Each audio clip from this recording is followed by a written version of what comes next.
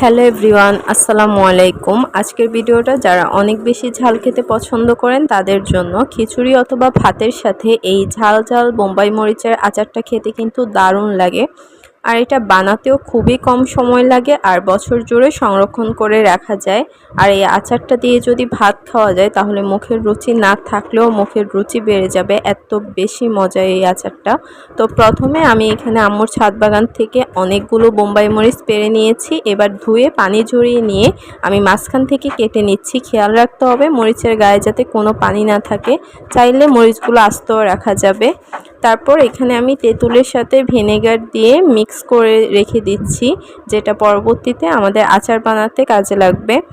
এবার প্যানে বেশি করে সরিষার তেল দিয়ে তার মধ্যে 7 থেকে 8টা শুকনা মরিচ, রসুন আর সরিষা বাটা দিয়ে আমি কিছুক্ষণ ভেজে নিয়েছি। তারপর কেটে রাখা সেই বোম্বাই মরিচগুলো দিয়ে সব কিছু একসাথে ভালো করে মিক্স করে নিতে হবে। চুলার আঁচটা কিন্তু লোতে রেখে ভাজতে হবে। এরপর এর মধ্যে আমি লবণ আর চিনি দিয়ে দিব। চিনিটা গলে যাওয়া পর্যন্ত রান্না করতে হবে।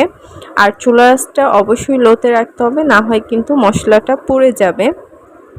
তারপর আমি এর মধ্যে যেই তেঁতুলটা ভিজিয়ে রেখেছিলাম আমি সেটা দিয়ে দিব।